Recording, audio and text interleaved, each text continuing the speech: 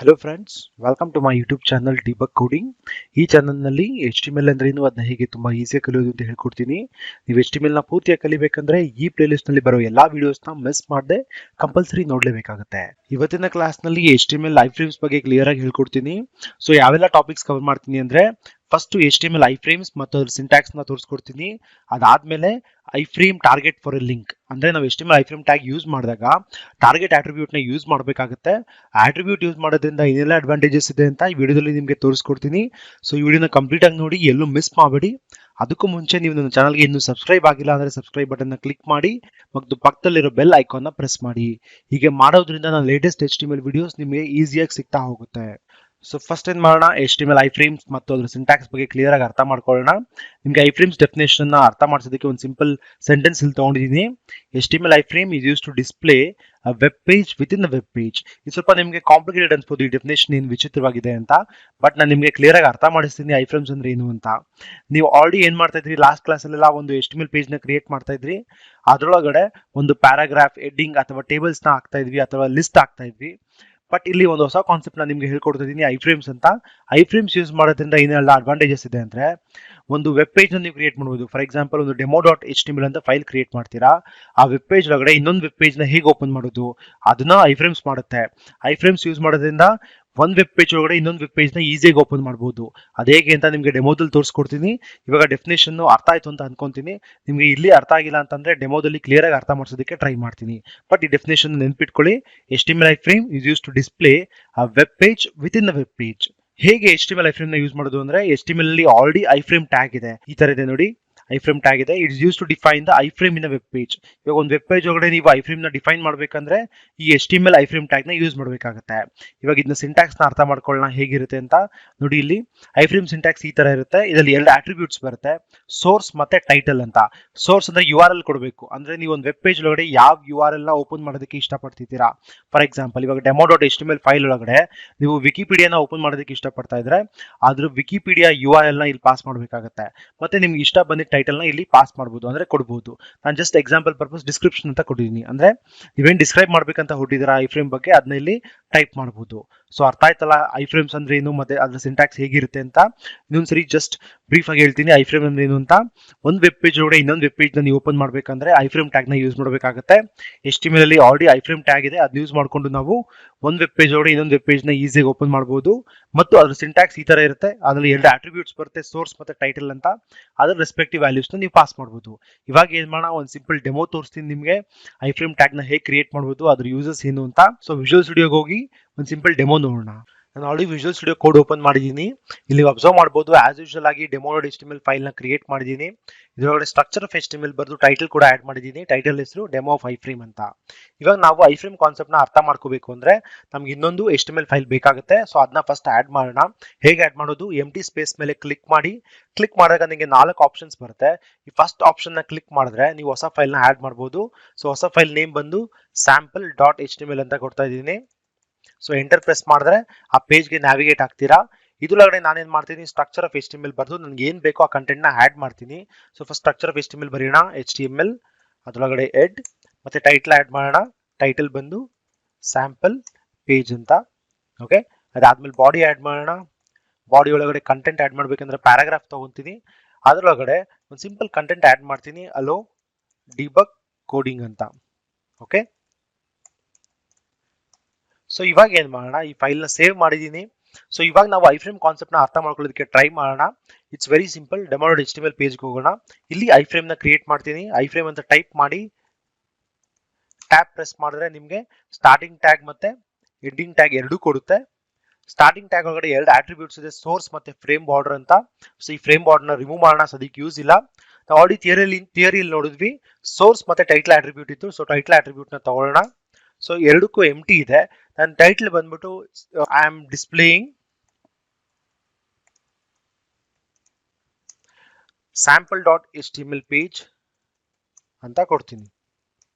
Okay, ಇವಾಗ source ಬಂದ್ಬಿಟ್ಟು ನಾವು ಫೈಲ್ ಪಾತ್ ಕೊಡಬೇಕು, ಅಂದ್ರೆ URL ಕೊಡಬೇಕು, ಯಾವ ಪೇಜ್ ನ ನೀವು ಇದ್ರೊಳಗಡೆ ಡಿಸ್ಪ್ಲೇ ಮಾಡೋದಕ್ಕೆ ಟ್ರೈ ಮಾಡ್ತಿದ್ದೀರಾ ಅಂತ. ಸೊ ನಾನು ಡೆಮೋ.html ಪೇಜ್ ಒಳಗಡೆ ಸ್ಯಾಂಪಲ್ HTML ಪೇಜ್ ನ ಡಿಸ್ಪ್ಲೇ ಮಾಡೋದಕ್ಕೆ ಟ್ರೈ ಮಾಡ್ತಾ ಇದ್ದೀನಿ. ಸೊ ಅದಕ್ಕೆ ಸ್ಯಾಂಪಲ್.html ಪೇಜ್ ಫೈಲ್ ಪಾತ್ ಇಲ್ಲಿ ಪಾಸ್ ಮಾಡಬೇಕಾಗುತ್ತೆ. ಸೊ ಫೈಲ್ ಪಾತ್ ನ ಹೇಗೆ ತಗೊಳ್ಳೋದು, ಈ ಸ್ಯಾಂಪಲ್.html ಪೇಜ್ ಮೇಲೆ ರೈಟ್ ಕ್ಲಿಕ್ ಮಾಡಿ ಇಲ್ಲಿ ಎರಡು ಆಪ್ಷನ್ಸ್ ಬರುತ್ತೆ, copy path, copy relative path ಅಂತ. ನಾನು ಕಾಪಿ ರಿಲೇಟಿವ್ ಪಾತ್ ನ ತಗೊಂತೀನಿ. ಸೊ ಕಾಪಿ ಮಾಡ್ಕೊಂಡಿದ್ದೀನಿ, ಇಲ್ಲಿ ಬಂದು ಪೇಸ್ಟ್ ಮಾಡೋಣ. ಸೊ ಇಲ್ಲಿ ಅಬ್ಸರ್ವ್ ಮಾಡಿ, ಸೋರ್ಸ್ ಬಂದ್ಬಿಟ್ಟು ಸ್ಯಾಂಪಲ್.html ಅಂತ ಕೊಟ್ಟಿದ್ದೀನಿ, ಮತ್ತು ಟೈಟಲ್ ಬಂದು I am displaying sample HTML page ಅಂತ ಟೈಟಲ್ ಕೊಟ್ಟಿದ್ದೀನಿ. ಓಕೆ, ಸೊ ಇವಾಗ ಏನ್ ಮಾಡೋಣ, ಎರಡೂ ಸೇವ್ ಮಾಡಿದೀವಿ, ಡೆಮೋ.html ಮತ್ತೆ ಸ್ಯಾಂಪಲ್.html ಎರಡೂ ಸೇವ್ ಆಗಿದೆ. ಇವಾಗ ಆಸ್ ಯೂಶುವಲ್ ನಾವು ಫೋಲ್ಡರ್ಗೆ ಹೋಗೋಣ, ಎಲ್ಲಿ ಫೈಲ್ ನ ಸೇವ್ ಮಾಡಿದೀವಿ ಅಲ್ಲಿ ಡೆಮೋ.html ಪೇಜ್ ನ ಡಬಲ್ ಕ್ಲಿಕ್ ಮಾಡಿ ಬ್ರೌಸರ್ ನೋಡೋಣ ಔಟ್ಪುಟ್ ಯಾವ ತರ ಬಂದಿದೆ ಅಂತ. ಸೊ ಡೆಸ್ಕ್ಟಾಪ್ಗೆ ಹೋಗ್ತೀನಿ, ಇಲ್ಲಿ HTML ಫೋಲ್ಡರ್ ಇದೆ, ಡಬಲ್ ಕ್ಲಿಕ್ ಮಾಡ್ತೀನಿ. ಡಬಲ್ ಕ್ಲಿಕ್ ಮಾಡಾಗ ಎರಡು ಫೈಲ್ಸ್ ಇದೆ, ಡೆಮೋ.html ಮತ್ತೆ ಸ್ಯಾಂಪಲ್.html. ಇವಾಗ ಡೆಮೋ.html ಪೇಜ್ ನ ಡಬಲ್ ಕ್ಲಿಕ್ ಮಾಡ್ತೀನಿ. ಡಬಲ್ ಕ್ಲಿಕ್ ಮಾಡಿದಾಗ ನೀವು ಇಲ್ಲಿ ಅಬ್ಸರ್ವ್ ಮಾಡಬಹುದು, ನಾವು ಸ್ಯಾಂಪಲ್.html ಪೇಜ್ ಅಲ್ಲಿ ಏನ್ ಕೋಡ್ ಬರ್ದಿದೀವಿ ಅದು ಡೆಮೋ.html ಪೇಜ್ ಅಲ್ಲಿ ಬಂದಿದೆ. ಸೊ ಹೇಗ್ ಬಂತು ಅಂತ ಅಂದ್ರೆ, ನಾವು ಐಫ್ರೇಮ್ ನ ಯೂಸ್ ಮಾಡಿದ್ವಿ. ಐಫ್ರೇಮ್ ಕಾನ್ಸೆಪ್ಟ್ ಏನು ಅಂತಂದ್ರೆ, ನಾವು ಒಂದ್ ವೆಬ್ ಪೇಜ್ ನೋಡಿ ಇನ್ನೊಂದು ವೆಬ್ ಪೇಜ್ ನ ಡಿಸ್ಪ್ಲೇ ಮಾಡಬೇಕು ಅಂದ್ರೆ ಐಫ್ರೇಮ್ ನ ಯೂಸ್ ಮಾಡಬೇಕಾಗುತ್ತೆ. ಸೊ ಅದೇ ಕಾನ್ಸೆಪ್ಟ್ ಯೂಸ್ ಮಾಡ್ಕೊಂಡು ನಾವು ಇದನ್ನ ಅಚೀವ್ ಮಾಡಿರೋದು. ಡೆಮೋ.html ಪೇಜ್ ಒಳಗಡೆ ಸ್ಯಾಂಪಲ್.html ಪೇಜ್ ನ ಕಾಲ್ ಮಾಡಿದೀವಿ. ಸೊ ಆಗಿರೋದ್ರಿಂದ ನಮ್ಗೆ ಈ ಔಟ್ಪುಟ್ ಬರ್ತಿದೆ ಅಲೋ ಡಿಬಗ್ ಕೋಡಿಂಗ್ ಅಂತ. ಸೊ ಇವಾಗ ಏನ್ ಮಾಡೋಣ, ಸಚಿನ್ ತೆಂಡೂಲ್ಕರ್ ಸರ್ಚ್ ಮಾಡೋಣ ಗೂಗಲ್ ಅಲ್ಲಿ. ಸರ್ಚ್ ಮಾಡಿದಾಗ ನಿಮಗೆ ಲಿಸ್ಟ್ ಆಫ್ ರಿಸಲ್ಟ್ಸ್ ಬರುತ್ತೆ, ನೀವು ಅಬ್ಸರ್ವ್ ಮಾಡಬಹುದು, ಲಾಸ್ಟ್ ವರ್ಗೂ ರಿಸಲ್ಟ್ಸ್ ಇರುತ್ತೆ. ನಾನು ಜಸ್ಟ್ ವಿಕಿಪೀಡಿಯಾ ವೆಬ್ಸೈಟ್ ಓಪನ್ ಮಾಡ್ತೀನಿ. ಈ ವಿಕಿಪೀಡಿಯಾ ವೆಬ್ಸೈಟ್ ಅಲ್ಲಿ ಸಚಿನ್ ಬಗ್ಗೆ ಕಂಪ್ಲೀಟ್ ಡೀಟೇಲ್ಸ್ ಇರುತ್ತೆ. ಸೊ ಇವಾಗ ಏನ್ ಮಾಡೋಣ, ನಾವೊಂದು ಡೆಮೋ.html ಫೈಲ್ ಕ್ರಿಯೇಟ್ ಮಾಡಿದ್ವಿ ಅಲ್ವಾ, ಈ ಫೈಲ್ ಒಳಗಡೆ ಇನ್ನೊಂದು ಐಫ್ರೇಮ್ ತಗೊಳ್ಳೋಣ. ಈ ಐಫ್ರೇಮ್ ಒಳಗಡೆ ಇದು ವಿಕಿಪೀಡಿಯಾ ಏನ್ ಓಪನ್ ಆಗಿದೆ ಇಲ್ಲಿ ಈ ಸಚಿನ್ ತೆಂಡೂಲ್ಕರ್ ಬಗ್ಗೆ, ಇದನ್ನ ನಮ್ಮ ಪೇಜ್ ಒಳಗಡೆ ಡಿಸ್ಪ್ಲೇ ಮಾಡೋಣ. ಹೇಗೆ ಡಿಸ್ಪ್ಲೇ ಮಾಡೋದು, ವೆರಿ ಸಿಂಪಲ್. ಈ URL ನ ಕಾಪಿ ಮಾಡ್ಕೋಬೇಕು, Ctrl+A Ctrl+C ಮಾಡ್ತಾ ಇದ್ದೀನಿ. ಮತ್ತೆ ನನ್ನ ವಿಜುವಲ್ ಸ್ಟುಡಿಯೋ ಕೋಡ್ಗೆ ಹೋಗಿ ಇಲ್ಲಿ ಅಬ್ಸರ್ವ್ ಮಾಡಿ ಇದನ್ನ ಮಿನಿಮೈಸ್ ಮಾಡ್ಕೊಳ್ಳೋಣ. ಈ ಐಫ್ರೇಮ್ ಆದ್ಮೇಲೆ ಇನ್ನೊಂದು ಐಫ್ರೇಮ್ ತಗೊಳ್ಳೋಣ, ಎಂಟರ್ ಪ್ರೆಸ್ ಮಾಡಿ ಇಲ್ಲಿ ಐಫ್ರೇಮ್ ತಗೊಳ್ಳೋಣ. ನೋಡಿ, ಈ ಸೋರ್ಸ್ಗೆ ಏನ್ ಮಾಡ್ತೀನಿ ನಾನು, ಅಲ್ಲಿ URL ಕಾಪಿ ಮಾಡ್ಕೊಂಡಲ್ಲ ಅದನ್ನ ಪೇಸ್ಟ್ ಮಾಡ್ತೀನಿ. ಓಕೆ, ಈ ಫ್ರೇಮ್ ಬಾರ್ಡರ್ ರಿಮೂವ್ ಮಾಡ್ಬೋದು, ರಿಮೂವ್ ಮಾಡಿ ನೀವು ಟೈಟಲ್ ಪಾಸ್ ಮಾಡ್ಬೋದು. ಟೈಟಲ್ ಬಂದು ಸಚಿನ್ ಅಂತ. ಓಕೆ, ಸೇವ್ ಮಾಡ್ತೀನಿ. ಸೊ ಇಲ್ಲಿ ಅಬ್ಸರ್ವ್ ಮಾಡಬಹುದು, ಎರಡು ಐಫ್ರೇಮ್ಸ್ ಇದೆ, ಒಂದು ನಮ್ಮ ಲೋಕಲ್ ಫೈಲ್ ಡಿಸ್ಪ್ಲೇ ಮಾಡ್ತಾ ಇದೀವಿ, ಇನ್ನೊಂದು ವಿಕಿಪೀಡಿಯಾ ಡಿಸ್ಪ್ಲೇ ಮಾಡೋದಕ್ಕೆ ಟ್ರೈ ಮಾಡ್ತಿದೀವಿ. ಯಾವ ವೆಬ್ ಪೇಜ್ ಒಳಗಡೆ, ಡೆಮೋ.html ಪೇಜ್ ಒಳಗಡೆ ಡಿಸ್ಪ್ಲೇ ಮಾಡೋದಕ್ಕೆ ಟ್ರೈ ಮಾಡ್ತಾ ಇದ್ದೀನಿ. ವಾಪಸ್ ಬ್ರೌಸರ್ಗೆ ಹೋಗೋಣ, ಇಲ್ಲಿ ರಿಫ್ರೆಶ್ ಮಾಡೋಣ. ಈ ಡೆಮೋ.ಐಫ್ರೇಮ್ ಇಲ್ಲಿ ಎರಡು ಐಫ್ರೇಮ್ಸ್ ಬರ್ಬೇಕು. ಇವಾಗ ಅಬ್ಸರ್ವ್ ಮಾಡಿ, ಒಂದು ನನ್ನ ಲೋಕಲ್ ಪೇಜ್ ಕಾಲ್ ಮಾಡ್ತಾ ಇದ್ದೀನಿ ಸ್ಯಾಂಪಲ್.html, ಇನ್ನೊಂದು ವಿಕಿಪೀಡಿಯಾ ಕಾಲ್ ಮಾಡ್ತಾ ಇದ್ದೀನಿ. ಸೊ ವಿಕಿಪೀಡಿಯಾ ಬಂದು ಯಾರ ಬಗ್ಗೆ ಇದೆ, ಇದು ಸಚಿನ್ ಬಗ್ಗೆ ಇದೆ. ನಮಗೆ ಕ್ಲಿಯರ್ ಆಗಿ ಕಾಣ್ತಾ ಇಲ್ಲ, ಯಾಕಂದ್ರೆ ನಾವು ಇದ್ರದ್ದು ಹೈಟ್ ಅಂಡ್ ವಿಡ್ತ್ ಸೆಟ್ ಮಾಡಿದ್ರೆ ಇನ್ನ ಕ್ಲಿಯರ್ ಆಗಿ ಕಾಣುತ್ತೆ. ಸೊ ವಾಪಸ್ ಹೋಗಿ ಸ್ವಲ್ಪ ಸ್ಟೈಲ್ಸ್ ಬರೆಯೋಣ ಈ ಐಫ್ರೇಮ್ಗೆ, ಅವಾಗ ನಮಗೆ ಕ್ಲಿಯರ್ ಆಗಿ ಅರ್ಥ ಆಗುತ್ತೆ ಯಾವ್ಯಾವ ವೆಬ್ ಪೇಜಸ್ ನಮ್ಮ ಡೆಮೋ.html ಪೇಜ್ ಒಳಗಡೆ ಕಾಲ್ ಆಗಿದೆ ಅಂತ. ಸೊ ವಾಪಸ್ ವಿಜುವಲ್ ಸ್ಟುಡಿಯೋ ಕೋಡ್ಗೆ ಹೋಗ್ತೀನಿ. ಸ್ಟೈಲ್ಸ್ ಬರೆಯೋದು ನಮಗೆ ಲಾಸ್ಟ್ ಕ್ಲಾಸ್ ಅಲ್ಲಿ ತೋರಿಸ್ಕೊಟ್ಟಿದೆ, ಲಿಸ್ಟ್ ಬರೆಯುವಾಗ ಅಥವಾ ಟೇಬಲ್ಸ್ ಬರೆಯುವಾಗ. ಸೊ ಅದೇ ಸ್ಟೈಲ್ಸ್ ನ ಯೂಸ್ ಮಾಡ್ತೀನಿ. ನಿಮ್ಗೆ ಸ್ಟೈಲ್ಸ್ ಅರ್ಥ ಆಗಿಲ್ಲ ಅಂತ ತಲೆ ಕೆಡ್ಸ್ಕೊಬಿಡಿ, ಯಾಕಂದ್ರೆ ನಾನು ನೆಕ್ಸ್ಟ್ ಪ್ಲೇ ಲಿಸ್ಟ್ CSS ಬಗ್ಗೆ ಮಾಡ್ತಾ ಇದ್ದೀನಿ, ಅಲ್ಲಿ ಸ್ಟೈಲ್ಸ್ ಬಗ್ಗೆ ಕ್ಲಿಯರ್ ಆಗಿ ಅರ್ಥ ಮಾಡಿಸ್ತೀನಿ. ಜಸ್ಟ್ ನಮ್ಮ ಐಫ್ರೇಮ್ ನ ಕ್ಲಿಯರ್ ಆಗಿ ಕಾಣೋದಕ್ಕೆ ಇವಾಗ ಸ್ವಲ್ಪ ಸ್ಟೈಲ್ಸ್ ಬರೀತೀನಿ. ಸ್ಟೈಲ್ ಟ್ಯಾಗ್ ತಗೋಬೇಕು, ಅದನ್ನ ಹೆಡ್ ಟ್ಯಾಗ್ ಒಳಗಡೆ ಬರೀಬೇಕು, ನೆನ್ಪಿಟ್ಕೊಳ್ಳಿ. ಇವಾಗ ಐಫ್ರೇಮ್ಗೆ ಸ್ಟೈಲ್ಸ್ ಬರೆಯೋಣ. ಸೊ ಏನ್ ಮಾಡೋಣ ಅಂದ್ರೆ, ವಿಡ್ತ್ ಸೆಟ್ ಮಾಡೋಣ. ಫಸ್ಟ್ ವಿಡ್ತ್ ಬಂದು 1000 ಪಿಕ್ಸೆಲ್ ಕೊಡೋಣ, ಹೈಟ್ ಬಂದು 500 ಪಿಕ್ಸೆಲ್ ಕೊಡೋಣ. ಸೇವ್ ಮಾಡ್ತೀನಿ. ಸೇವ್ ಮಾಡಿ ವಾಪಸ್ ಬ್ರೌಸರ್ಗೆ ಹೋಗೋಣ. ಬ್ರೌಸರ್ಗೆ ಹೋಗಿ ರಿಫ್ರೆಶ್ ಮಾಡೋಣ. ಇಲ್ಲಿ ಅಬ್ಸರ್ವ್ ಮಾಡ್ಬೋದು ನೀವು, ಫಸ್ಟ್ ಐಫ್ರೇಮ್ ಬರ್ತಾ ಇದೆ, ಅಲ್ಲಿ ನಮ್ಮ ಲೋಕಲ್ ಪೇಜ್ ಕಾಲ್ ಆಗ್ತಿದೆ ಸ್ಯಾಂಪಲ್.html ಅಂತ. ಸೊ ಇನ್ನೊಂದು ಕಾಲ್ ಆಗ್ತಿದೆ, ಇಲ್ಲಿ ಅಬ್ಸರ್ವ್ ಮಾಡಿ ನೀವು, ವಿಕಿಪೀಡಿಯಾ. ಸೊ ನನ್ನ ಪೇಜ್ ಬಂದು ಡೆಮೋ.html ಪೇಜ್. ಈ ವೆಬ್ ಪೇಜ್ ಒಳಗಡೆ ಎರಡು ವೆಬ್ ಪೇಜ್ ನ ಕಾಲ್ ಮಾಡ್ತಾ ಇದ್ದೀನಿ. ಫಸ್ಟ್ ವೆಬ್ ಪೇಜ್ ಬಂದು ಸ್ಯಾಂಪಲ್.html, ಇನ್ನೊಂದು ವೆಬ್ ಪೇಜ್ ಬಂದು Wikipedia of Sachin Tendulkar. So ಇವಾಗ ನಿಮಗೆ ಅರ್ಥ ಆಗ್ತಿದೆ ಅನ್ಕೊಂತೀನಿ ಐಫ್ರೇಮ್ ಅಂದ್ರೆ ಏನು ಅಂತ. ಐಫ್ರೇಮ್ ಅಂದ್ರೆ ವೆರಿ ಸಿಂಪಲ್, ಒಂದ್ ವೆಬ್ ಪೇಜ್ ಒಳಗಡೆ ಇನ್ನೊಂದು ವೆಬ್ ಪೇಜ್ ನಾವು ಕಾಲ್ ಮಾಡಬೇಕು ಅಂದ್ರೆ ಐಫ್ರೇಮ್ ನ ಯೂಸ್ ಮಾಡ್ಬೇಕಾಗತ್ತೆ. ಸೊ ಅರ್ಥ ಆಯ್ತಲ್ಲ ಐಫ್ರೇಮ್ಸ್ ನ ಏನಕ್ಕೆ ಯೂಸ್ ಮಾಡ್ತೀವಿ ಅಂತ. ನಾವು ಲೋಕಲ್ ಫೈಲ್ಸ್ ನು ಕಾಲ್ ಮಾಡಬಹುದು ಈ ತರ, ಅಥವಾ ಈ ತರ ವಿಕಿಪೀಡಿಯಾನು ಅಂದ್ರೆ ಬೇರೆ ವೆಬ್ಸೈಟ್, ಲೈವ್ ವೆಬ್ಸೈಟ್ಸ್ ಕೂಡ ನಮ್ಮ ವೆಬ್ ಪೇಜ್ ಒಳಗಡೆ ಕಾಲ್ ಮಾಡಬಹುದು. ಫಾರ್ ಎಕ್ಸಾಂಪಲ್ ಇನ್ನೊಂದು ತೋರಿಸ್ತೀನಿ ನಿಮಗೆ. ನಾನು ಈ ಜಿಮೇಲ್ ಓಪನ್ ಮಾಡೋದಕ್ಕೆ ಟ್ರೈ ಮಾಡ್ತೀನಿ. ಸೊ ಇದು ಕ್ಲಿಕ್ ಮಾಡೋಣ. ಕ್ಲಿಕ್ ಮಾಡಿದಾಗ ನೀವು ಇಲ್ಲಿ ಅಬ್ಸರ್ವ್ ಮಾಡಬಹುದು. ಓಕೆ, ಈ URL ಕಾಪಿ ಮಾಡ್ಕೊಂತೀನಿ. ಕಾಪಿ ಮಾಡ್ಕೊಂಡು ಇನ್ನೊಂದು ಐಫ್ರೇಮ್ ನ ಕ್ರಿಯೇಟ್ ಮಾಡೋದಕ್ಕೆ ಟ್ರೈ ಮಾಡ್ತೀನಿ. ಇಲ್ಲಿ ಏನಕ್ಕೆ ತೋರಿಸ್ತಾ ಇದೀನಿ ಅಂದ್ರೆ, ಕೆಲವು ಸರಿ ನೀವು ಬೇರೆ URLs ಕಾಲ್ ಮಾಡಿದಾಗ ಅದು ಡಿಸ್ಪ್ಲೇ ಆಗೋದಿಲ್ಲ, ಏನಕ್ಕೆ ಅಂತ ಕೂಡ ನಿಮ್ಗೆ ಇವಾಗ ತೋರಿಸ್ತೀನಿ. ಇದನ್ನ ಪೇಸ್ಟ್ ಮಾಡೋಣ. ಪೇಸ್ಟ್ ಮಾಡಿ ಏನ್ ಮಾಡ್ತೀನಿ, ವಾಪಸ್ ಹೋಗೋಣ. ಇಲ್ಲಿ ರಿಫ್ರೆಶ್ ಮಾಡ್ತೀನಿ ನಮ್ಮ ಪೇಜಲ್ಲಿ. ರಿಫ್ರೆಶ್ ಮಾಡಿದಾಗ ನೀವು ಇಲ್ಲಿ ಅಬ್ಸರ್ವ್ ಮಾಡ್ಬೋದು ಕೆಳಗಡೆ accounts.google.com ರಿಫ್ಯೂಸ್ ಟು ರೀಕನೆಕ್ಟ್ ಅಂತ. ಏನಕ್ಕೆ ಅಂತ ಇವಾಗ ನಿಮಗೆ ಲೈವ್ ಆಗಿ ತೋರಿಸ್ತೀನಿ. ರೈಟ್ ಕ್ಲಿಕ್ ಮಾಡಿ ಇನ್ಸ್ಪೆಕ್ಟ್ ಮಾಡಿದಾಗ ನೀವು ಇಲ್ಲಿ ಅಬ್ಸರ್ವ್ ಮಾಡ್ಬೋದು ಇಲ್ಲೊಂದು ಎರರ್ ಬರ್ತಾ ಇದೆ. ಇದ್ರ ಮೇಲೆ ಕ್ಲಿಕ್ ಮಾಡಿದಾಗ ನೀವು ಇಲ್ಲಿ ಅಬ್ಸರ್ವ್ ಮಾಡ್ಬೋದು refuse to display accounts.google.com in iframe because it is set X frame options to deny. So ಇದು ನಿಮಗೆ ಟೆಕ್ನಿಕಲ್ ವರ್ಡ್ಸ್ ಅರ್ಥ ಆಗೋದಿಲ್ಲ, ಜಸ್ಟ್ ಸಿಂಪಲ್ ಆಗಿ ಹೇಳ್ತೀನಿ, ಅರ್ಥ ಮಾಡ್ಕೊಳ್ಳಿ.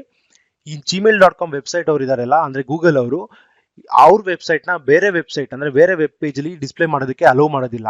ಸೊ ಹಾಗಾಗಿ ನಮಗೆ ಆ ವೆಬ್ ಪೇಜ್ ಅಲ್ಲಿ ಡಿಸ್ಪ್ಲೇ ಆಗೋದಿಲ್ಲ. ಸೊ ನೀವು ವರ್ಕ್ ಮಾಡುವಾಗ ಸಮ್ಟೈಮ್ಸ್ ಏನ್ ಮಾಡ್ತೀರಾ, ಫೇಸ್ಬುಕ್ ತಗೊಂತೀರಾ, ಜಿಮೇಲ್ ತಗೊಂತೀರಾ, ಅಥವಾ ಬೇರೆ ಯಾವ್ದೋ ವೆಬ್ಸೈಟ್ ತಗೊಂತೀರಾ, ಅವಾಗ ಈ ತರ ಎರರ್ ಬಂದಾಗ ಟೆನ್ಷನ್ ಮಾಡ್ಕೋಬೇಡಿ. ಯಾಕಂದ್ರೆ ಆ ವೆಬ್ಸೈಟ್ಸ್ ನಿಮ್ಮ ಲೋಕಲ್ ಫೈಲ್ ಒಳಗಡೆ ಡಿಸ್ಪ್ಲೇ ಮಾಡೋದಕ್ಕೆ ಅಲೋ ಮಾಡೋದಿಲ್ಲ, ಹಾಗಾಗಿ ನಿಮ್ಗೆ ಔಟ್ಪುಟ್ ಬರೋದಿಲ್ಲ. ಸೊ ನಿಮ್ಗೆ ಅರ್ಥ ಆಗ್ಬೇಕು ಅಂತ ನಾನೇನ್ ಮಾಡಿದೆ, ವಿಕಿಪೀಡಿಯಾ ವೆಬ್ಸೈಟ್ ತಗೊಂಡೆ. ಸೊ ವಿಕಿಪೀಡಿಯಾದವರು ಅವ್ರ ವೆಬ್ಸೈಟ್ ನ ಬೇರೆ ವೆಬ್ ಪೇಜ್ ಅಲ್ಲಿ ಡಿಸ್ಪ್ಲೇ ಮಾಡೋದಕ್ಕೆ ಅಲೋ ಮಾಡ್ತಾ ಇದ್ದಾರೆ. ಸೊ ಹಾಗಾಗಿ ನಿಮ್ಗೆ ಔಟ್ಪುಟ್ ಬಂದಿದೆ. ಸೊ ಅರ್ಥ ಆಯ್ತಲ್ಲ ಐಫ್ರೇಮ್ಸ್ ನ ಏನಕ್ಕೆ ಯೂಸ್ ಮಾಡಬೇಕು ಅಂತ. ಸೊ ಇನ್ನ ಕೆಲವು ಆಟ್ರಿಬ್ಯೂಟ್ಸ್ ಇದೆ, ನಾನು ನಿಮ್ಗೆ ತೋರಿಸ್ಕೊಡ್ತೀನಿ, ಅಬ್ಸರ್ವ್ ಮಾಡಿ ಇಲ್ಲಿ. ಸೊ ಈ ಐಫ್ರೇಮ್ಸ್ ಗೆ ಬಾರ್ಡರ್ ಬರ್ತಾ ಇದೆ, ನೀವು ಅಬ್ಸರ್ವ್ ಮಾಡಬಹುದು. ಇಲ್ಲಿ 4 ಸೈಡ್ ಬಾರ್ಡರ್ ಬರ್ತಾ ಇದೆ. ಈ ಬಾರ್ಡರ್ ಕೂಡ ನಾವು ಚೇಂಜ್ ಮಾಡಬಹುದು ಅಥವಾ ಡಿಸ್ಪ್ಲೇ ಆಗದಿರೋ ತರ ಮಾಡಬಹುದು. ಸೊ ಅದನ್ನ ಇವಾಗ ವಿಜುವಲ್ ಸ್ಟುಡಿಯೋಗಳಲ್ಲಿ ತೋರಿಸ್ಕೊಡ್ತೀನಿ. ಇಲ್ಲಿ ಹೋಗೋಣ. ನಾವು ಒಳ್ಳೆ ಸ್ಟೈಲ್ಸ್ ಬರ್ದ್ವಿ. ಐಫ್ರೇಮ್ಗೆ ಏನ್ ಮಾಡೋಣ, ಇವಾಗ ಬಾರ್ಡರ್ ಬೇಡ ಅಂತ ಅಂದ್ರೆ ಬಾರ್ಡರ್ ಅಂತ ಟೈಪ್ ಮಾಡಿ ನನ್ ಅಂತ ಕೊಟ್ರೆ ಆಯ್ತು. ನನ್ ಅಂದ್ರೆ ಬೇಡ ಅಂತ. ಸೊ ವಾಪಸ್ ಬ್ರೌಸರ್ಗೆ ಹೋಗೋಣ. ಇಲ್ಲಿ ಅಬ್ಸರ್ವ್ ಮಾಡಿ ಬಾರ್ಡರ್ಸ್ ಇದೆ, ರಿಫ್ರೆಶ್ ಮಾಡ್ತೀನಿ. ರಿಫ್ರೆಶ್ ಮಾಡಿದಾಗ ಯಾವುದೇ ಬಾರ್ಡರ್ಸ್ ಬರ್ತಾ ಇಲ್ಲ, ಗೊತ್ತಾಯ್ತಲ್ಲ. ಸೊ ಇವಾಗ ನಿಮಗೆ ಬಾರ್ಡರ್ ಬೇಕು ಬಟ್ ಬೇರೆ ಕಲರ್ಸ್ ಬೇಕು ಅಂತ ಅಂದ್ರೆ ಅದನ್ನ ಕೂಡ ಮಾಡ್ಬೋದು. ಜಸ್ಟ್ ರಿಮೂವ್ ಮಾಡಿ ಇಲ್ಲಿ 2 ಪಿಕ್ಸೆಲ್ ಸಾಲಿಡ್ ರೆಡ್ ಅಂತ ಕೊಡೋಣ. ಈ ಕೊಟ್ಟಾಗ ಏನಾಗುತ್ತೆ, ಎಲ್ಲಾ ಐಫ್ರೇಮ್ಸ್ಗೂ ಬಾರ್ಡರ್ ಬರುತ್ತೆ. ಸೊ ಇಲ್ಲಿ ರಿಫ್ರೆಶ್ ಮಾಡ್ತೀನಿ, ಅಬ್ಸರ್ವ್ ಮಾಡಿ ಇಲ್ಲಿ ಬಾರ್ಡರ್ ಬಂದಿದೆ ಎಲ್ಲಾ ವೆಬ್ಸೈಟ್ಸ್ಗೂ. ಸೊ ಇದು ಒಂದಕ್ಕೊಂದು ಅಟ್ಯಾಚ್ ಆಗಿರೋದ್ರಿಂದ ನಾವೇನ್ ಮಾಡೋಣ, ಒಂದು ಬ್ರೇಕ್ ಲೈನ್ ಟ್ಯಾಗ್ ಹಾಕೋಣ. ಆಲ್ರೆಡಿ ಯೂಸ್ ಮಾಡಿದ್ವಿ ಬ್ರೇಕ್ ಲೈನ್ ಟ್ಯಾಗ್ ನ. ಇಲ್ಲಿ ಬರೋಣ, BR ಟ್ಯಾಗ್ ಆಡ್ ಮಾಡೋಣ. ಸೊ ಇದಾದ್ಮೇಲೆ ಒಂದು ಆಡ್ ಮಾಡಿದ್ರೆ ಇನ್ನ ಕ್ಲಿಯರ್ ಆಗಿ ಕಾಣುತ್ತೆ ನಿಮ್ಗೆ. ಸೇವ್ ಮಾಡೋಣ. ವಾಪಸ್ ಇಲ್ಲಿ ಹೋಗಿ ರಿಫ್ರೆಶ್ ಮಾಡ್ತೀನಿ. ನೀವು ಇಲ್ಲಿ ಅಬ್ಸರ್ವ್ ಮಾಡ್ಬೋದು ಸ್ವಲ್ಪ ಸ್ಪೇಸ್ ಬಂದಿದೆ, ಬಟ್ ಇನ್ನ 2-3 ಟ್ಯಾಗ್ ಆಡ್ ಮಾಡಿದ್ರೆ ನಿಮಗೆ ಕ್ಲಿಯರ್ ಆಗಿ ಸ್ಪೇಸ್ ಬರುತ್ತೆ. ಅಬ್ಸರ್ವ್ ಮಾಡಿ ಇಲ್ಲಿ ಏನ್ ಮಾಡಿದೆ, ಈ ಐಫ್ರೇಮ್ ನ ಈ ಫ್ರೇಮ್ ಇಂದ ಸಪರೇಟ್ ಮಾಡಬೇಕು ಅಂತಂದ್ರೆ ಬ್ರೇಕ್ ಲೈನ್ ಟ್ಯಾಗ್ಸ್ ಆಡ್ ಮಾಡಬೇಕು ಅಂದ್ರೆ ಸ್ಪೇಸಿಂಗ್ ಬರುತ್ತೆ. ಸೊ ಇದು ಏನು ಐಫ್ರೇಮ್ ಕಾನ್ಸೆಪ್ಟ್ ಅಲ್ಲ, ಜಸ್ಟ್ ನಿಮ್ಗೆ ಕ್ಲಿಯರ್ ಆಗಿ ಕಾಣ್ಲಿ ಅಂತ ನಾನು ಆತರ ಮಾಡಿದೆ ಅಷ್ಟೇ. ಸೊ ಅರ್ಥ ಆಯ್ತಲ್ಲ ನಿಮ್ಗೆ ಐಫ್ರೇಮ್ಸ್ ನ ಏನಕ್ಕೆ ಯೂಸ್ ಮಾಡ್ತೀವಿ ಅಂತ. ನೆಕ್ಸ್ಟ್ ಕಾನ್ಸೆಪ್ಟ್ ಅರ್ಥ ಮಾಡ್ಕೊಳ್ಳೋಣ. ಐಫ್ರೇಮ್ ಅಲ್ಲಿ HTML iframe target for a link ಅಂದ್ರೆ ಏನು. An iframe can be used as the target frame for a link. ನಾವು ಆಲ್ರೆಡಿ ಹೈಪರ್ ಲಿಂಕ್ ನ ಹೇಗೆ ಕ್ರಿಯೇಟ್ ಮಾಡೋದು ಅಂತ ಕಲ್ತ್ಕೊಂಡ್ವಿ. ಇವಾಗ ಈ ಐಫ್ರೇಮ್ಗೂ ಮತ್ತು ಹೈಪರ್ ಲಿಂಕ್ಗೂ ಸ್ವಲ್ಪ ಕನೆಕ್ಷನ್ ಇದೆ, ಅದೇನು ಅಂತ ನಾನು ನಿಮಗೆ ಡೆಮೋದಲ್ಲಿ ತೋರಿಸ್ಕೊಡ್ತೀನಿ. ಈ ಫಸ್ಟ್ ಸೆಂಟೆನ್ಸ್ ನ ಅರ್ಥ ಮಾಡ್ಕೊಳ್ಳೋದಕ್ಕೆ ಟ್ರೈ ಮಾಡಿ. An iframe can be used as the target frame for a link. So ಇವಾಗ ಅರ್ಥ ಆಗಿಲ್ಲ ಅಂದ್ರೆ ತಲೆ ಕೆಡಿಸ್ಕೋಬೇಡಿ, ಡೆಮೋದಲ್ಲಿ ಕ್ಲಿಯರ್ ಆಗಿ ಅರ್ಥ ಆಗುತ್ತೆ. ಮತ್ತು the target attribute of the link must refer to the name attribute of the iframe. ನಮಗೆ ಹೈಪರ್ ಲಿಂಕ್ ಗೊತ್ತು, ಎ ಟ್ಯಾಗ್. ಓಕೆನಾ, ಎ ಟ್ಯಾಗ್ ಅಲ್ಲಿ ಒಂದು ಆಟ್ರಿಬ್ಯೂಟ್ ಬರುತ್ತೆ ಟಾರ್ಗೆಟ್ ಅಂತ. ಓಕೆ, ಆ ಟಾರ್ಗೆಟ್ ಆಟ್ರಿಬ್ಯೂಟ್ ನೇಮು ಮತ್ತೆ ಐಫ್ರೇಮ್ ಅಲ್ಲಿ ಒಂದು ಆಟ್ರಿಬ್ಯೂಟ್ ಬರುತ್ತೆ ನೇಮ್ ಅಂತ, ಅದ್ರ ನೇಮು ಎರಡು ಸೇಮ್ ಇರಬೇಕು. ಅವಾಗಿದ್ದಾಗ ಏನೋ ಒಂದು ಯೂಸೇಜ್ ಇದೆ, ಅದೇನು ಅಂತ ಡೆಮೋದಲ್ಲಿ ನಿಮಗೆ ಕ್ಲಿಯರ್ ಆಗಿ ಅರ್ಥ ಆಗುತ್ತೆ.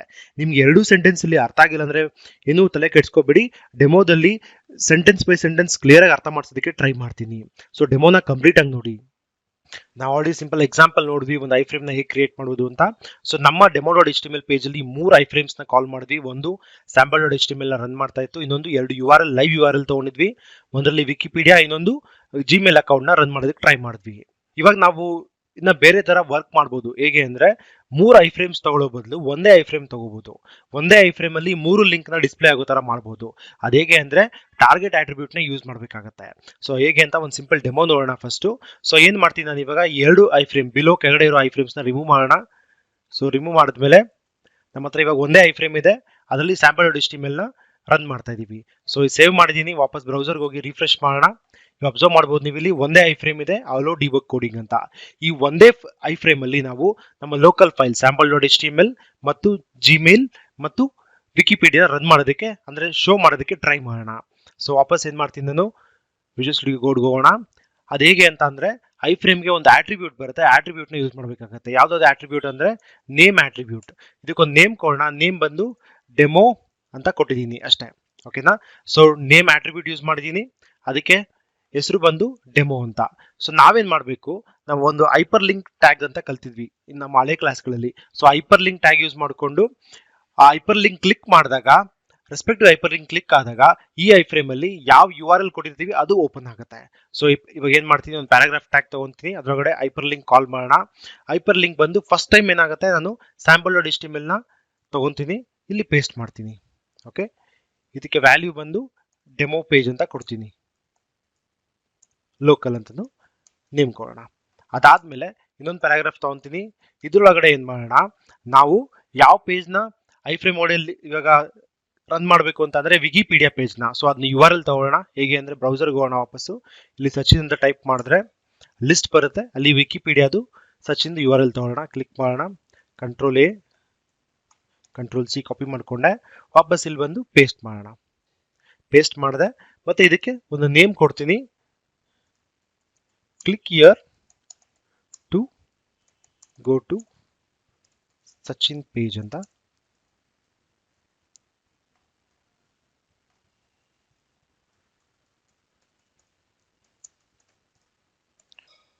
ಟೈಟಲ್ ಕೊಟ್ಟೆ. ಸೊ ಇನ್ನೊಂದು ಪ್ಯಾರಾಗ್ರಾಫ್ ತಗೊಳ್ಳೋಣ, ಇದರೊಳಗೆ ಆಂಕರ್ ಟ್ಯಾಗ್ ಆಡ್ ಮಾಡೋಣ. ಇಲ್ಲಿ ಏನ್ ಮಾಡೋಣ, gmail.com website live U R L ತಗೊಳ್ಳೋಣ. ಸೊ ಎಂಟರ್ ಮಾಡ್ತೀನಿ, control A control C copy ಮಾಡ್ಕೊಂಡೆ, ಇಲ್ಲಿ ಪೇಸ್ಟ್ ಮಾಡ್ತೀನಿ ಆ ಯು ಆರ್ ಎಲ್ದು, ಮತ್ತೆ ಇಲ್ಲಿ ಬಂದು ಟೆಕ್ಸ್ಟ್ ಕೊಡ್ತೀನಿ, click here to go to Gmail ಅಂತ. ಓಕೆ, ಸೊ ಅಬ್ಸರ್ವ್ ಮಾಡಿ, ಇಲ್ಲಿ ನಾನೇನ್ ಮಾಡಿದೆ, 3 ಹೈಪರ್ ಲಿಂಕ್ಸ್ ನ ತಗೊಂಡಿದ್ದೀನಿ ಅಲ್ವಾ. So first hyperlink click ಮಾಡಿದ್ರೆ sample.html ಪೇಜ್ಗೆ ಕೊಟ್ಟಿದ್ದೀವಿ. ಸೊ ಡಿಫಾಲ್ಟ್ ಆಗಿ ಅದು ಯಾವಾಗಲೂ sample.html ಪೇಜ್ ಅಲ್ಲೇ ಇರುತ್ತೆ. ಫಾರ್ ಎಕ್ಸಾಂಪಲ್ ನೀವು ಇದನ್ನ ಈ ಹೈಪರ್ ಲಿಂಕ್ ಕ್ಲಿಕ್ ಮಾಡಿದಾಗ ಇದಕ್ಕೆ ಬರುತ್ತೆ. ಸೊ ವಾಪಸ್ ಹೋಗ್ಬೇಕಂದ್ರೆ ಈ sample.html ಹೈಪರ್ ಲಿಂಕ್ ನ ಕ್ಲಿಕ್ ಮಾಡಬೇಕಾಗುತ್ತೆ. ಸೊ ಹಾಗಾಗಿ ನಾನು ಇದನ್ನ ತಗೊಂಡಿದ್ದೀನಿ. ಸೊ ಮತ್ತೆ ಇನ್ನೊಂದು ಯಾವ್ದಿದೆ, ಜಿಮೇಲ್ ಇದೆ. ಸೊ ವಾಪಸ್ ಇದನ್ನ ಸೇವ್ ಮಾಡ್ತೀನಿ.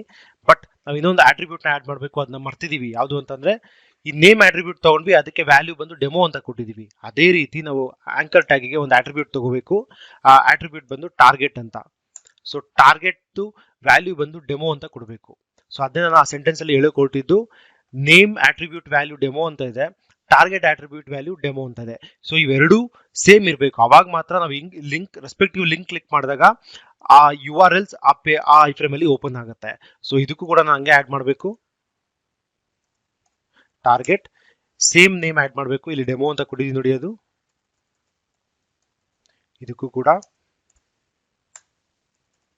ಸೊ ಸೇವ್ ಮಾಡೋಣ, ಸೇವ್ ಮಾಡಿ ವಾಪಸ್ ಬ್ರೌಸರ್ಗೆ ಹೋಗಿ ರಿಫ್ರೆಶ್ ಮಾಡೋಣ. ಇಲ್ಲಿ ಅಬ್ಸರ್ವ್ ಮಾಡಿ ನೀವು,